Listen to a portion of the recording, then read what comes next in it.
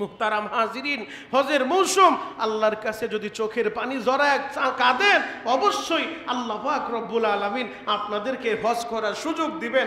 যাদের এবিলিটি আছে তারা অতি দ্রুত হজ করবেন, আর যারা হজ করছেন তারা আল্লাহর কাছে বলেন, আল্লাহ আরেকবার আমারে নাও, আরেকবার তোমার ঘরটা দেখাও।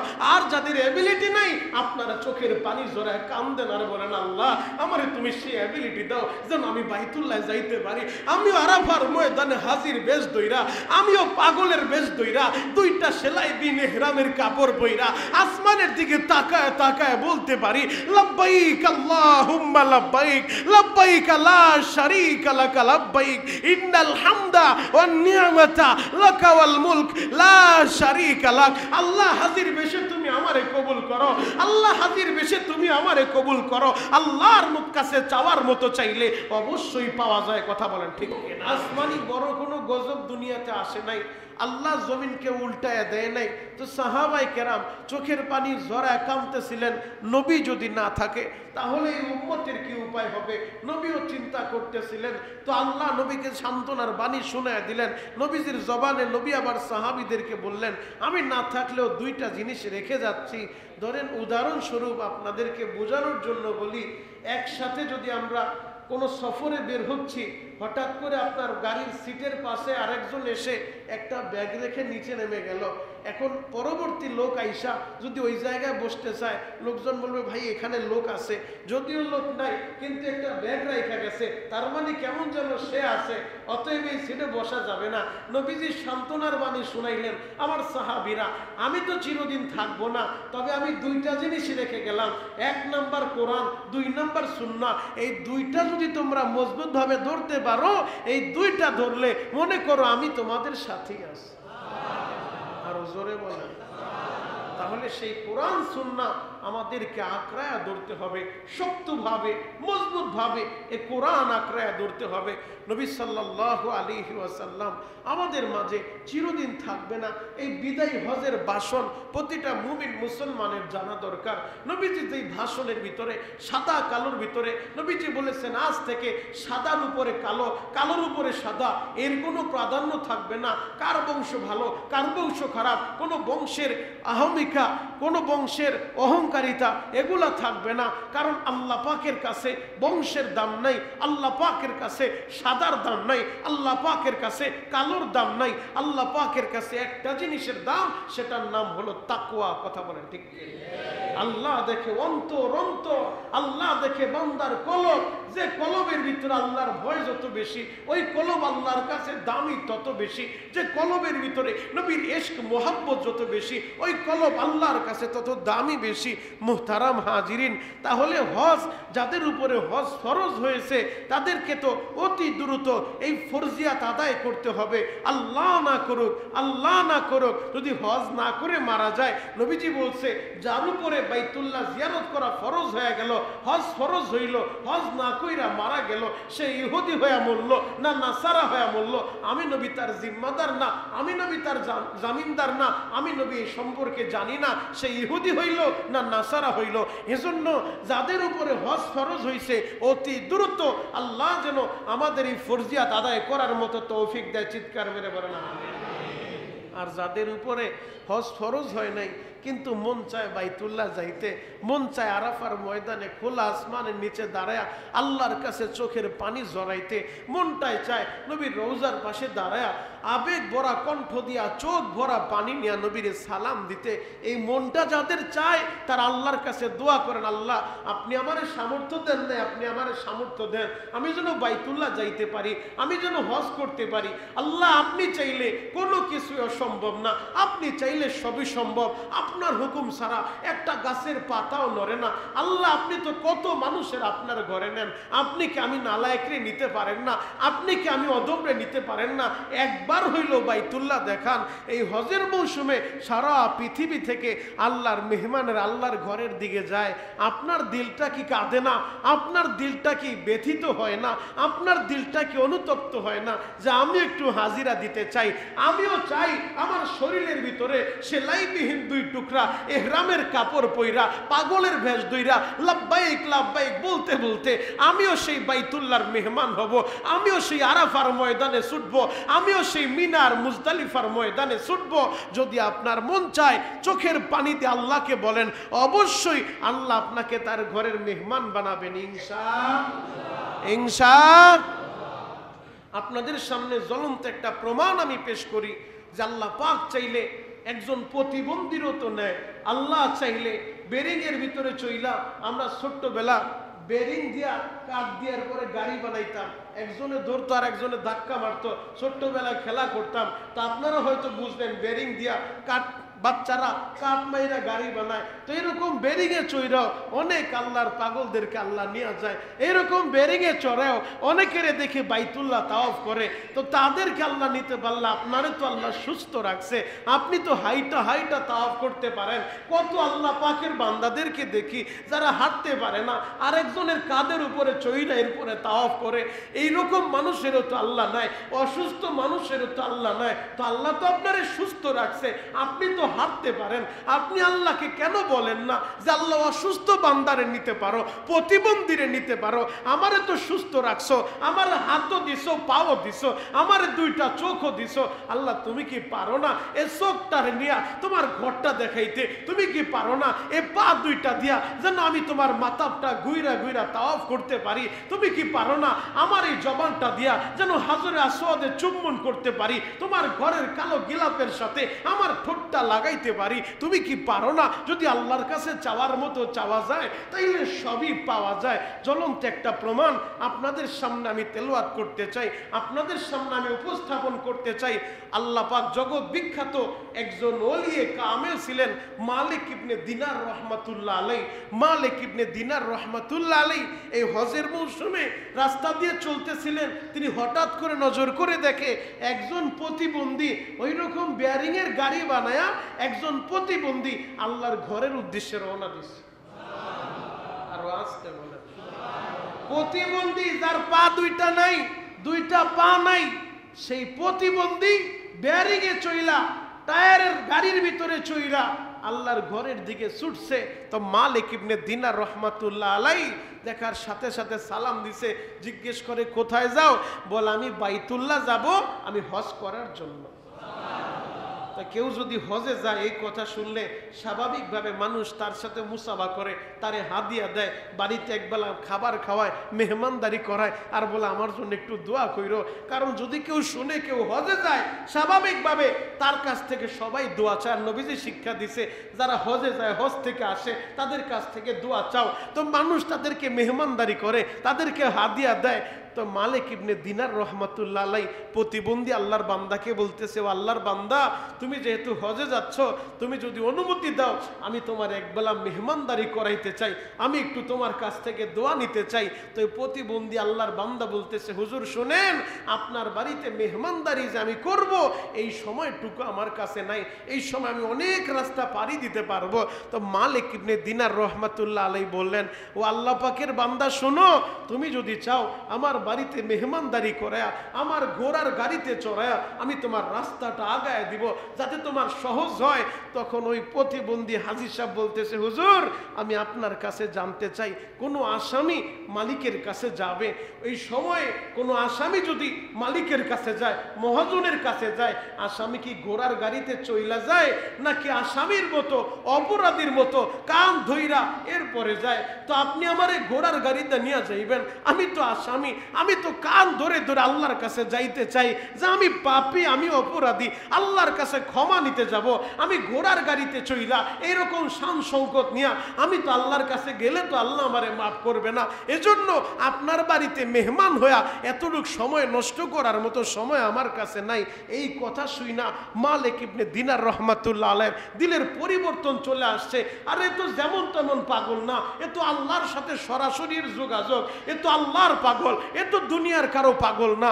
ইমাম মালিক ইবনে দিনার রহমাতুল্লাহ আলাইহি বললেন, ও আল্লাহ পাকের দামি বান্দা শোনো, যদি তুমি অনুমতি দাও আমিও তোমার সাথে এই সফরে, আমিও তোমার সাথে বাইতুল্লাহর মেহমান হইতে চাই। আরো জোরে বলেন। তখন ওই হাজী সাহেব বলতেছে, আপনি আলেম মানুষ, আলেমদের সাথে হজ করলে উমরা করলে অনেক কিছু জানা যায় যেগুলো আমরা জানি না। ঠিক আছে, তাহলে আপনি আমার সাথে রওনা হন। এবার ইমাম মালিক ইবনে দিনার রহমাতুল্লাহ আলাইহি প্রতিবন্ধী আল্লাহ পাকের বান্দার সাথে বাইতুল্লাহর উদ্দেশ্যে রওনা দিছে। সবাই বাইতুল্লাহ যায়, সবাই বাইতুল্লাহ যায় তাওয়াফ করে। ইমাম মালিক ইবনে দিনার রহমাতুল্লাহ আলাইহি দেখতেছে এই প্রতিবন্ধী আল্লাহর বান্দা তাওয়াফটা শেষ কইরা চোখের পানি জড়ায়া বাইতুল্লাহর দিকে তাকায় কান্দে আর বলে, মালিক সবাই তাওয়াফ কইরা তোমার ঘরটারে জড়ায়া ধরে, তোমার ঘরটারে বুকের সাথে লাগায়, তোমার ঘরে চুমু খায়। আল্লাহ ওই হাজরে আসওয়াদের ভিতরে ঠোঁটটা লাগায় চুমু খায়। আল্লাহ তুমি আমারে প্রতিবন্ধী বানাইছো, আমার দুইটা পা নাই, আমি দাঁড়াইতে পারি না। আল্লাহ আমি তোমার ঘরটারে বুকে জড়ায়া ধরতে পারি না, আমারে প্রতিবন্ধী বানাইছো, আমি হাজরে আসওয়াদের ভিতরে ঠোঁটটা লাগায়া চুম্বন করতে পারি না। এরপরেও শুকরিয়া মালিক, আমার এই চোখ দুইটা দিয়া তোমার ঘরটা তুমি আমারে দেখাইছো, আমারে প্রতিবন্ধী বানাইলো, আমার দ্বারা তোমার ঘরটা তাওয়াফ করাইছো। আল্লাহু আকবার। সবাই যখন আরাফায় যায়, মিনায় যায়, মুজদালিফায় যায়, ওই প্রতিবন্ধী আল্লাহর বান্দা আরাফা, মিনা, মুজদালিফা সব জায়গায় হজের কার্যক্রমগুলা বাস্তবায়ন করতেছে, পালন করতেছে। হজের কার্যক্রম পালন কইরা সর্বশেষ যখন কোরবানি করবে, কোরবানি কইরা হাজি হালাল হয়ে যাবে, ওই মুহূর্তে সব কিছু শেষ কইরা এবার কোনো হাজি আইসা উট কোরবানি করে, কোনো হাজি আইসা দুম্বা কোরবানি করে, কোনো হাজি আইসা ভেড়া কোরবানি করে। তো যার যেমন এবিলিটি আছে সবাই কোরবানি করতেছে। ওই প্রতিবন্ধী হাজী সাহেব চোখের পানি জড়ায় জড়ায় কান্দে। ইমাম মালিক ইবনে দিনার রহমাতুল্লাহ আলাইহি বয়ান করে, ওই প্রতিবন্ধী হাজী চোখের পানি দিয়া চিৎকার মাইরা মাইরা কান্দে আর বলে, মালিক আমারে প্রতিবন্ধী বানাইছো। হজের কার্যক্রম শেষ কইরা সবাই কোরবানি করে, কেউ উট কোরবানি করে, কেউ দুম্বা কোরবানি করে, কেউ আবার যার যার এবিলিটি অনুযায়ী কোরবানি করতেছে।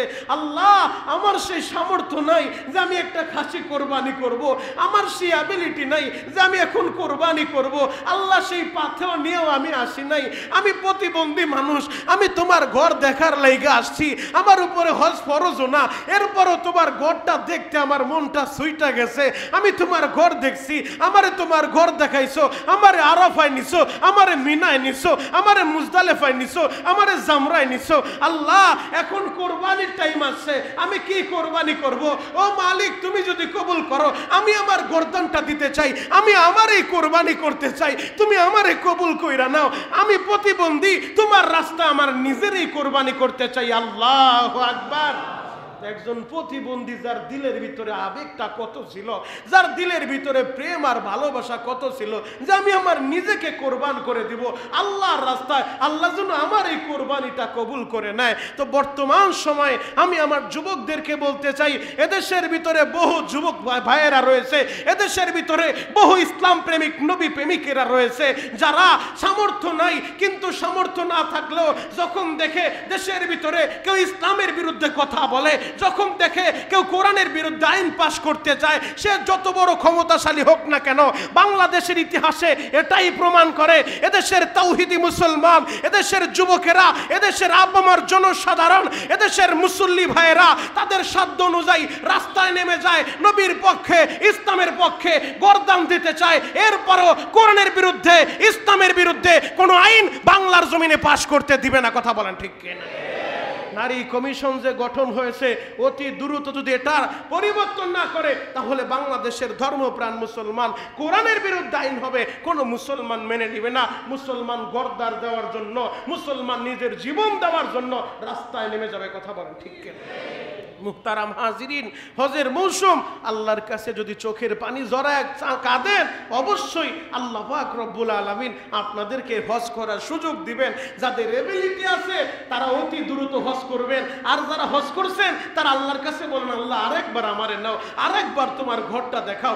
আর যাদের এবিলিটি নাই, আপনারা চোখের পানি জড়ায় কাঁদেন আর বলেন, আল্লাহ আমারে তুমি সেই এবিলিটি দাও যেন আমি বাইতুল্লাহ যাইতে পারি, আমি আরাফার ময়দানে হাজির বেশ দইরা আমি আমিও পাগলের বেশ দইরা দুইটা সেলাই বিন ইহরামের কাপড় বইরা আসমানের দিকে তাকায় তাকায় বলতে পারি লাব্বাইক আল্লাহুম্মা লাব্বাইক লাব্বাইক লা শারীকা লাক লাব্বাইক ইন্নাল হামদা ওয়ান নি'মাতা লাকা ওয়াল মুলক লা শারীকা লাক। আল্লাহ হাজির বেশে তুমি আমারে কবুল করো, আল্লাহ হাজির বেশে তুমি আমারে কবুল করো। আল্লাহর মুখ কাছে চাওয়ার মতো চাইলে অবশ্যই পাওয়া যায়। কথা বলেন ঠিক কিনা? আব্দুল্লাহ ইবনে মুবারক রহমাতুল্লাহ আলাইহি ইমাম বুখারীর উস্তাদ। ইমাম বুখারীর নাম তো আপনারা সকলেই শুনছেন, কারণ পবিত্র কোরআনের পরে যেই হাদিসের স্থান, হাদিসের কিতাবের ভিতরে যেই হাদিসের কিতাবের নাম হলো যেই হাদিস বুখারী শরীফ, এই বুখারী শরীফের নাম আমরা সবাই জানি। পবিত্র কোরআনের পরে আসমানের নিচে জমিনের উপরে যেই কিতাবের স্থান, সেই কিতাবের নাম বুখারী। এই ইমাম বুখারী রহমাতুল্লাহ আলাইহির উস্তাদ ছিলেন আব্দুল্লাহ ইবনে মুবারক রহমাতুল্লাহ আলাইহি, তার উস্তাদ ছিলেন ইমামে আজম আবু হানিফা রহমাতুল্লাহ আলাইহি। সুবহানাল্লাহ, আর জোরে বলেন সুবহানাল্লাহ। তো ইমাম আবু হানিফা রহমাতুল্লাহ আলাইহির ছাত্রের ছাত্র ছিলেন ইমাম বুখারী রহমাতুল্লাহ আলাইহি। আজকে যারা আহলে হাদিসের ভাইরা যারা বলে আমরা মাযহাব মানি না, আমরা ইমাম আবু হানিফাকে মানি না, ইমাম আবু হানিফাকে, আরে ইমাম আবু হানিফা তো ওই ব্যক্তি যিনি ইমাম বুখারীর উস্তাদের উস্তাদ। আল্লাহু আকবার। আব্দুল্লাহ ইবনে মুবারক রহমাতুল্লাহ আলাইহি ইমাম বুখারীর উস্তাদ আব্দুল্লাহ ইবনে মুবারক রহমাতুল্লাহ আলাইহি, তিনি তারে আল্লাহ এবিলিটি দিয়েছেন, প্রতি বছর নিজেও হজ করতেন, তার টাকায় এলাকার শত শত মানুষদেরকে হজে নিয়ে যেতেন।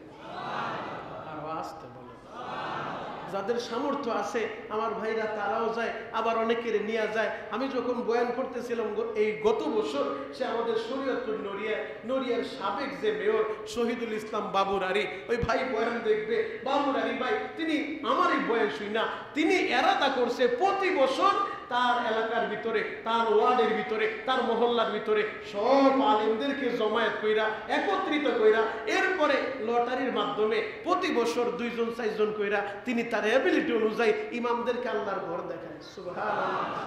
তো ইমাম আব্দুল্লাহ ইবনে মুবারক রহমাতুল্লাহ আলাইহি তার আল্লাহ সম্পদ দিছে, নিজে প্রতি বছর যায় না, নিজে তো যায়, সাথে সাথে আবার শত শত আল্লাহ পাকের বান্দাদেরকে আল্লাহর ঘরে নিয়ে যায়। আব্দুল্লাহ ইবনে মুবারক রহমাতুল্লাহ আলাইহি হজের মৌসুমে ইরাক থেকে হজ করতে গেছে। হজের সময় শত শত মানুষ নিয়ে নিজ খরচে কাফেলা নিয়ে তিনি হজের মৌসুমে হজে গেছে। হজ করতে যায়া তিনি যখন তাওয়াফ শেষ কইরা বাইতুল্লাহর ভিতরে একটা জায়গায় একটু বিশ্রাম নিতেছিলেন, বিশ্রাম নেওয়া অবস্থায় হেরেমের ভিতরে হঠাৎ করে ঘুমায় গেছে। কারণ ওই জায়গার ভিতরে যে শান্তি, ওই শান্তি দুনিয়ার কোথায় পাওয়া যায় না। তা আল্লাহর বান্দা যখন একটু বিশ্রাম নিতেছিলেন, চোখটা লেগে গেছে, হঠাৎ করে তিনি ঘুমায় গেছে। ঘুমের ভিতরে স্বপ্ন দেখতেছে তার মাথার কাছে একজন পাগড়ি পরিহিত বান্দা বসে আছে, পায়ের কাছে ধবধবে সাদা পোশাক পরিহিত, পাগড়ি পরিহিত আর একজন আল্লাহর বান্দা বসে আছে। তো মাথার কাছে যেই বান্দা, ওই বান্দা পায়ের কাছের ব্যক্তিকে সালাম দিয়ে বলতেছে, ভাই এই বছর হজের মৌসুমে কি পরিমাণ আল্লাহ পাকের বান্দারা হজ করতে আসছে। তো পায়ের কাছে লোকটা জবাব দিতেছে, এই বছর 6 লক্ষ মানুষ হজ করতে আসছে। আরো জোরে বলে, বলে 6 লক্ষ মানুষ? বলে হ্যাঁ। এবার বলতেছে 6 লক্ষ মানুষ হজ করতে গেল, হজ কবুল হয়েছে কয়জনের? পায়ের কাছের বান্দা বলতেছে, শুনো 6 লক্ষ মানুষ হজে আইছে, একজনের হজ কবুল হয় নাই। তবে সেই সিরিয়ার একজন বান্দা যার নাম আলী ইবনে মুয়াফফা, ওই আলী ইবনে মুয়াফফা আল্লাহ পাকের একজন বান্দা, তার ওসিলায় 6 লক্ষ হাজির হজ আল্লাহ কবুল করেছে, তাদেরকে আল্লাহ মাফ করে দিয়েছে। যখন স্বপ্নের ভিতরে তিনি দেখতেছেন, 2 জন আলোচনা করতেছে যে 6 লক্ষ মানুষ হজে আইছে, একজনের হজ কবুল হয় নাই, তবে একজনের উসিলায় আল্লাহ সবার হজ কবুল করছে, সবাই আল্লাহ মাফ করে দিয়েছে। ঘুমটা যখন ভেঙে গেছে, হজের শেষ সময় কাফেলা নিয়ে সবাই দেশের উদ্দেশ্যে যাবে, কিন্তু আব্দুল্লাহ ইবনে মুবারক ইমাম বুখারীর উস্তাদ সিদ্ধান্ত নিয়ে নিছে, আমি আমার দেশে যাব না, আগে আমি সিরিয়ায় যাব। সিরিয়ায় যায় ওই আলী ইবনে মুয়াফফা যে আল্লাহর বান্দার ওসিলায় 6 লক্ষ হাজির হজ আল্লাহ কবুল করে, আমি আলেম মানুষ, আমার হজ কবুল হয় নাই, শত শত মানুষ নিয়ে কাফেলা নিয়ে আইলাম, তাদের হজ কবুল হয় নাই, কারো হজ কবুল হইল না, একজনের ওসিলায় 6 লক্ষ হাজির হজ কবুল হইল, একজনের উসিলায় 6 লক্ষ হাজির আল্লাহ মাফ কইরা দিল। ওই মানুষটা যেমন তেমন মানুষ না, আমি আগে ওই মানুষের কাছে যাব, আমি আগে আল্লাহর ওই বান্দার কাছে যায় তার সাথে মুসাফা করব, তার সাথে সাথে আমার বুকটা লাগাইব, একটু কোলাকুলি কইরা তার কাছ থেকে আমি দোয়া নিব। আল্লাহু আকবার। হজের সফর শেষ তো তার দেশের কাফেলার সাথীদেরকে বলতেছে তোমরা সবাই ইরাকে চইলা যাও, আমি ইরাকে যাব না। হুজুর আপনি যাবেন কোথায়? বলে আগে আমি সিরিয়ায় যাব, আমার একটু কাজ আছে। কারো কাছে আর বলে নাই যে আমি কেন যাব, সিরিয়ায় রওনা দিছে। সিরিয়ায় যখন খবর হয়ে গেছে ইমাম বুখারীর উস্তাদ আব্দুল্লাহ ইবনে মুবারক সিরিয়ার ভিতরে শুভ আগমন হইছে, এই খবর শুই না যাকে যাকে ওলামায়ে কেরাম আসতেছে একটা নজর দেখার লাইগা, মুসাফা করার লাইগা। যেই আলেমরাই আসে মুসাফা করার পরে আব্দুল্লাহ ইবনে মুবারক রাহমাতুল্লাহ আলাইহি কানের কাছে মুখটা নিয়ে বলে শুনো, তুমি কি আলী ইবনে মুয়াফফাকে চিনো? বলে না হুজুর, আলী ইবনে মুয়াফফাকে তো চিনি না। যেই মানুষই তার সাথে সাক্ষাতে আসে মুসাফা কইরে একটা প্রশ্ন করে, তুমি কি আলী ইবনে মুয়াফফাকে চিনো? না হুজুর, আলী ইবনে মুয়াফফা এই নামে তো আমরা কাউকে চিনি না, আমাদের এলাকায় এই নামের কোনো মানুষও নাই। সবার কাছে একই প্রশ্ন খুঁজতেছে পাগলের মতো। বিদেশি মেহমান যখন দেশের ভিতরে আসে স্বাভাবিকভাবে তার সাথে মুসাফা করতে মানুষ যায়, আর এত বড় একজন আলেম ইমাম বুখারীর উস্তাদ, আলেমেরা দলে দলে তার সাথে দেখা করার জন্য আসতেছে। যে আমাদের সিরিয়ায় দাওয়াত ছাড়াই আব্দুল্লাহ ইবনে মুবারক হঠাৎ করে চলে আসছে। তো সবার কাছে খবর নিয়ে শহরের অলি গলিতে আলী ইবনে মুয়াফফাকে খুঁজে কোথাও খুঁজে পায় না। সিদ্ধান্ত নিয়ে নিছে শহরে তারে পাওয়া যাবে না, এবার গ্রাম অঞ্চলের দিকে রওনা দিছে। গ্রাম অঞ্চলের দিকে অজবরগড় এলাকার ভিতরে যায়া ওই গ্রামের সাধারণ মানুষদেরকে বলে তোমরা কি আলী ইবনে মুয়াফফাকে চিনো? খুঁজতে খুঁজতে গ্রামের মানুষও বলে আমরা চিনি না। গ্রামের শেষ মাথায় যাওয়ার পরে একজন মানুষ বলতেছে হুজুর, আলী ইবনে মুয়াফফাকে অবশ্যই চিনি, সে তো আমাদের গ্রামের একেবারে লাস্ট মাথায় তার বাড়ি। বলে তার ঘরটা কোথায়? বলে গ্রামের শেষ মাথায় যে ঝুপড়ি ঘরটা দেখতে পাবেন ওইটাই আলী ইবনে মুয়াফফার ঘর। একটা মিনিট আর দেরি করে নাই, ঘরের দরজায় দাঁড়ায় সালাম দিছে। ঘরের ভিতর থেকে আল্লাহর একজন বান্দা বের হয়ে আসছে, সালাম দিয়ে সাথে সাথে জিজ্ঞেস করতেছে বাবা তুমি কি আলী ইবনে মুয়াফফা? বলে হ্যাঁ হুজুর আমি আলী ইবনে মুয়াফফা। বলে বাবা তোমার পরিচয়টা ভালোভাবে দাও তো আমার কাছে। বলে হুজুর আমি সাধারণ একজন মানুষ, আমি সেলাইয়ের কাজ করি, মুচির কাজ করি, জুতা সেলাই করি বাজারের ভিতরে, আমি একজন মুচি মানুষ। এবার বলতেছে হুজুর আপনাকে তো চিনলাম না। বলে আমি আব্দুল্লাহ ইবনে মুবারক, আমার বাড়ি ইরাকে, ইরাক থেকে এসেছি। বলে হুজুর আপনি কি ইমাম বুখারীর উস্তাদ? বলে হ্যাঁ আমি ইমাম বুখারীর উস্তাদ। হুজুর আপনি এত বড় একজন আলেম, সেই আমার এলাকায় এসেছেন, আপনি আমার কাছে দোয়া চাইতেছেন, আমি কিছুই বুঝলাম না। আব্দুল্লাহ ইবনে মুবারক বলে বাবা তুই আমার সিনার সাথে একটু সিনাটা লাগা। জোরে দইরা বলে আলী রে বলতো কি এমন আমল তুই করো, আমার জন্য একটু দোয়া কর আর বল কি এমন আমল তুমি করো। তখন আলী ইবনে মুয়াফফা কান্দে আর বলে হুজুর আমি মুচি মানুষ, জুতা সেলাই করি, আমি কি এমন আমল করব? স্বাভাবিকভাবে মানুষ যেমনে নামাজ পড়ে আমি তো ওইভাবেই নামাজ পড়ি, এছাড়া তো আমার আর কোনো আলাদা আমল নাই। তবে আমি মুচি সেলাই করতাম আর কান্না করতাম, আমি যদি একবার বাইতুল্লাহ যাইতে পারতাম।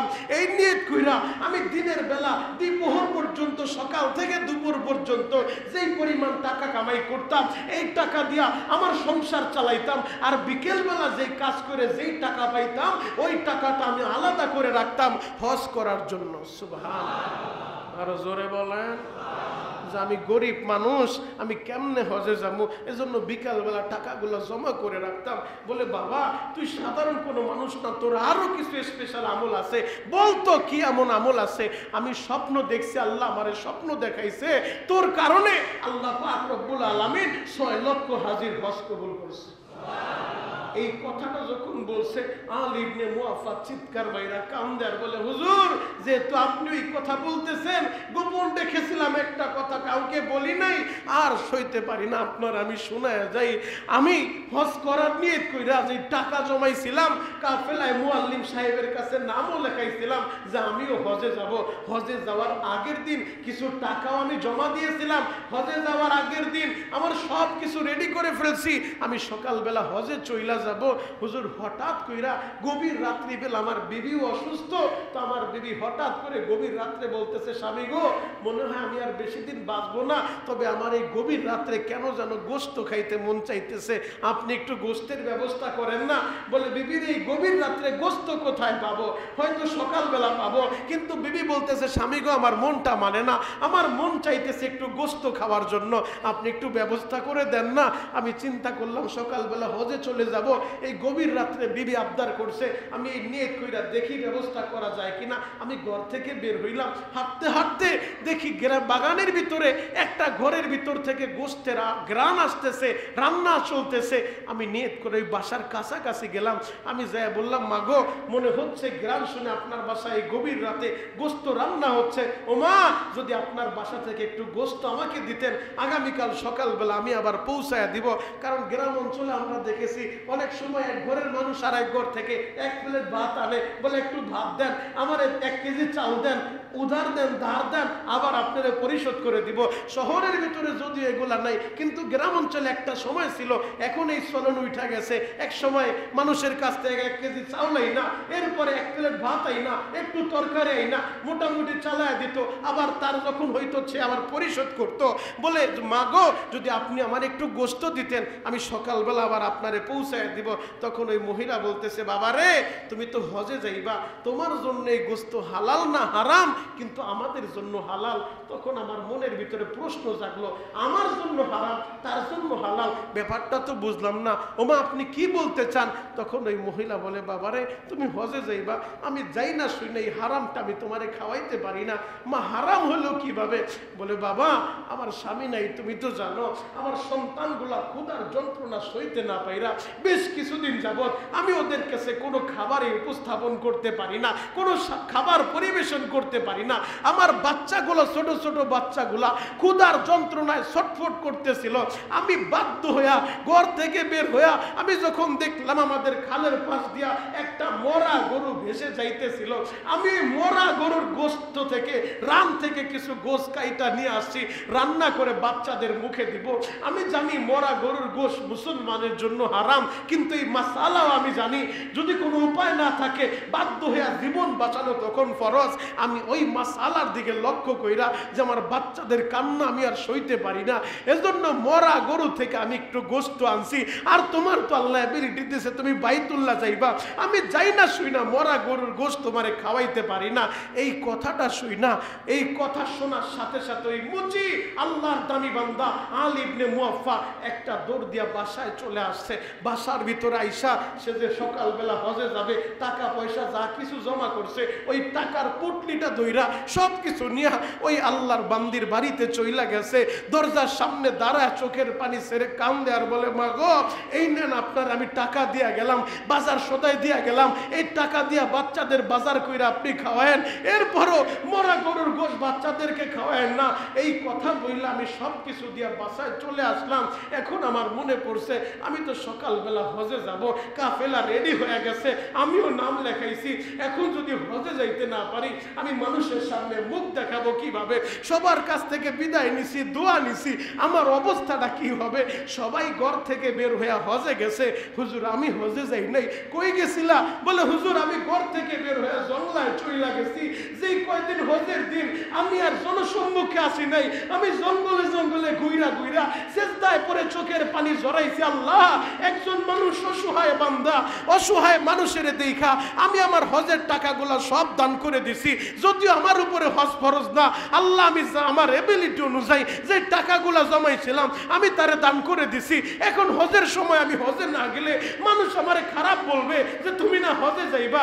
আল্লাহ লজ্জায় আমি জঙ্গলের ভিতরে সময় কাটাইছি। হজের সময় যখন শেষ হইছে, এরপরে আমি বাড়িতে আসছি। হুজুর আমি কিছুই বুঝলাম না, হঠাৎ করে দেখি এক হাজি আমার বাড়িতে এসে বলে, আলী রে, তোমারে দেখলাম সেই তাওয়াফের সময় এক নজর, আর দেখলাম না, কোথায় ছিলা তুমি? আলাদা গেলা, আলাদা আইলা, একবার তাওয়াফে দেখা হইলো আর দেখা হইলো না।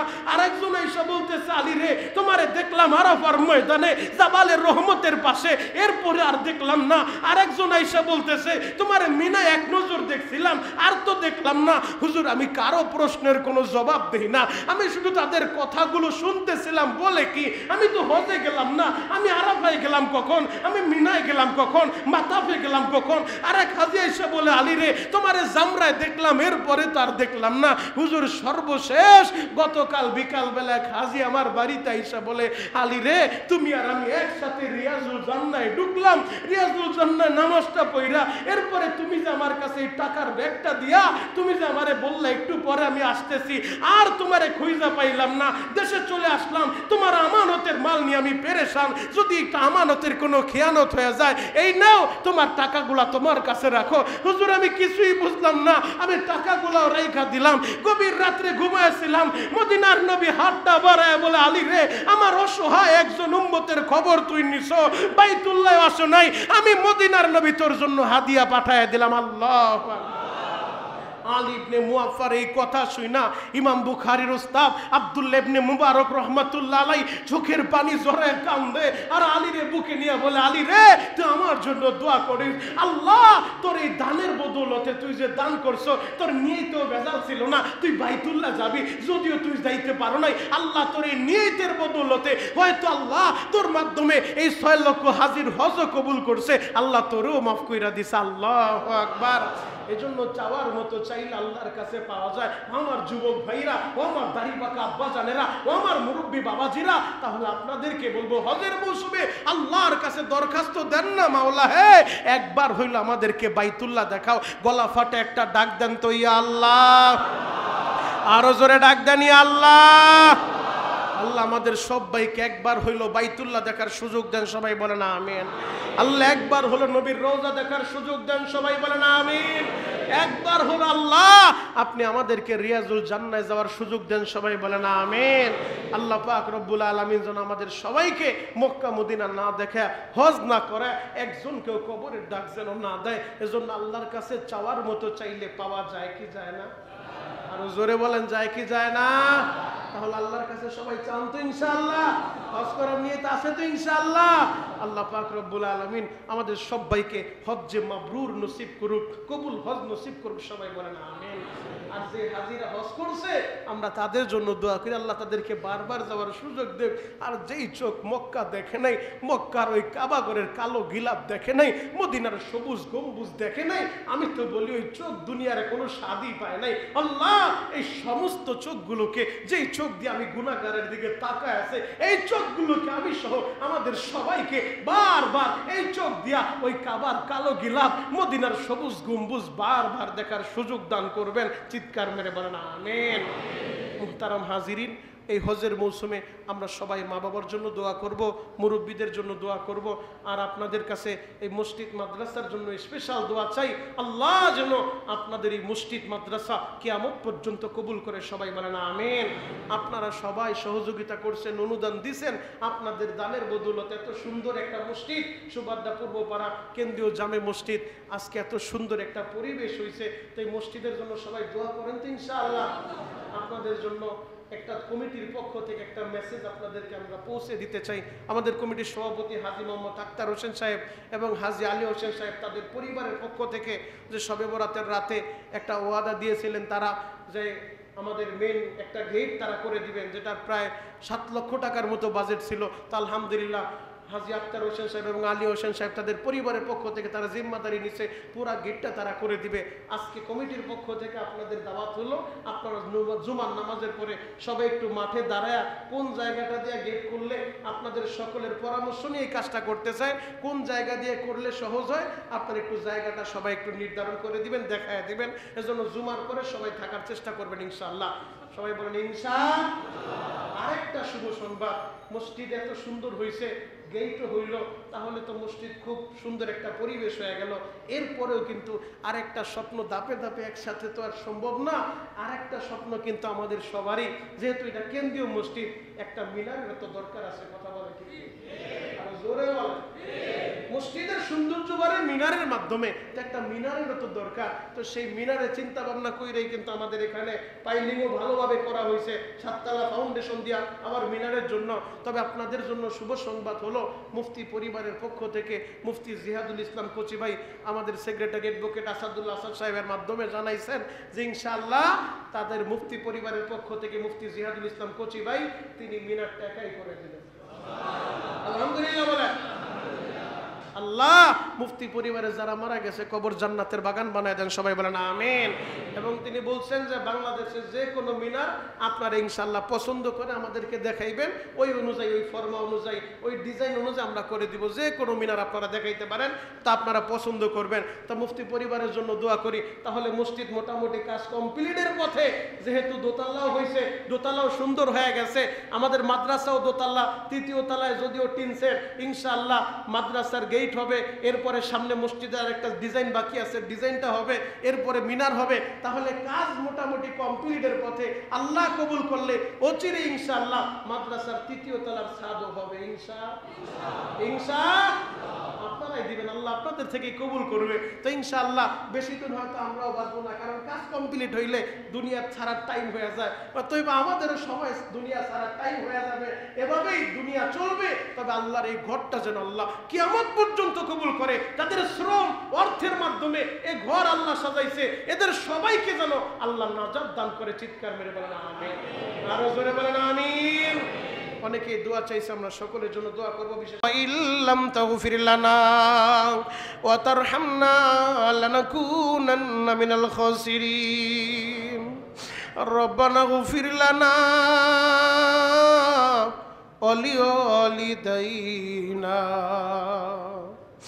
রব্বিরহামহুমা কামা রব্বায়ানি সগীরা। রব্বুল আলামিন কুদরতের নজর দিয়ে একটাবার তাকায় দেখেন রে মাওলা, আমি গুনাহগার আপনার দামি বান্দাদেরকে নিয়া এই হজের মৌসুমে জিলকদ মাসে নামাজের পূর্ব মুহূর্তে আপনার শাহী দরবারে ভিক্ষুকের মতো দুইটা হাত তুলেছি। রব্বুল আলামিন এই মজলিসের দিকে তাকায় দেখেন কত ভাই মাহারে হাত উঠাইছে রে আল্লাহ।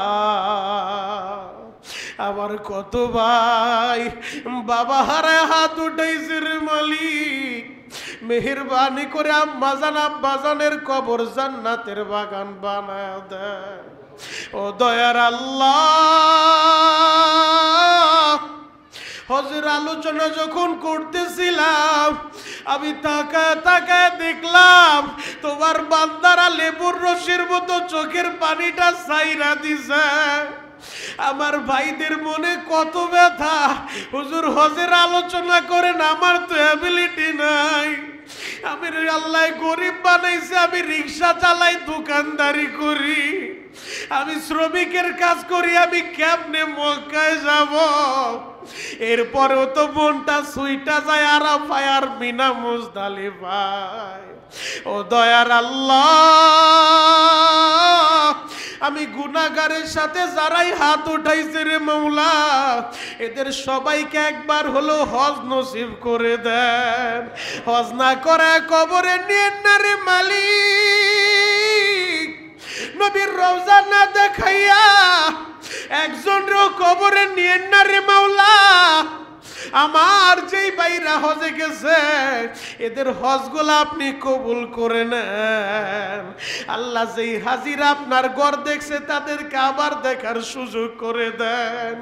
আল্লাহ যদিও আমি গুনাহগার, আমার মতো গুনাহগার হয়তো এই মজলিসে আর কেউ নাই রে মাওলা, তবে যেই হাত দুইটা উঠাইছি এই হাত দিয়া তোমার ঘরটা ধরছি রে মালিক।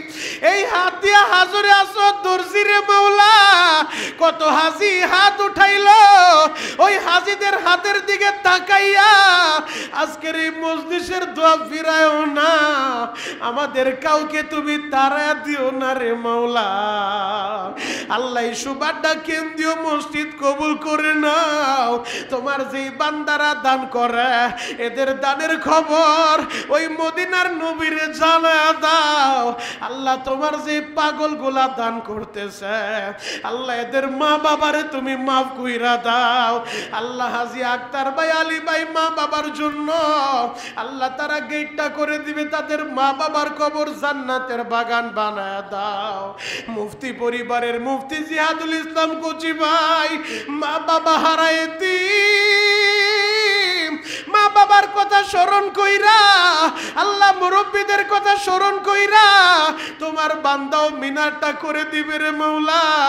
মেহেরবানি করে তার মা বাবারও তুমি মাফ করে দাও আল্লাহ। যারা মসজিদে দান করছে, কেউ টাইলস দিছে আল্লাহ, তোমার বান্দারা থাই দিছে দরজা জানালা আল্লাহ, মেহরাব মিম্বার যে যেইভাবে দান করছে, প্রতি জুমায় যারা 10টা টাকাও তোমার ঘরে দান করে রে মালিক, এদের সকলের দানগুলা তুমি কবুল করে নাও আল্লাহ। অনেকে দুনিয়ায় বাইচা নাই, কবরগুলা জান্নাতের বাগান বানায় দাও আল্লাহ। খাস করে সবুর ভাইয়ের কবর জান্নাতের বাগান বানায় দাও আল্লাহ। সবুর ভাইয়ের মা বাবার কবরও জান্নাতের বাগান বানানো দাও আল্লাহ। খাস করে খোকন ভাইয়ের মা অনেক অসুস্থ আল্লাহ, তাকে পরিপূর্ণ সুস্থ করে দাও, হায়াত না থাকলে ইমানের সাথে কবুল করে নাও আল্লাহ। খাস করে অনেক ভাই দোয়া চাইছে মার জন্য, বাবার জন্য, সন্তানের জন্য আল্লাহ, এদের সকলের দিলের নেক মাকাসাত তুমি পুরা করে দাও আল্লাহ। বিভিন্ন সময় যে যেইভাবে দোয়া চায়, এদের সকলের দিলের খবর তুমি তো জানো আল্লাহ,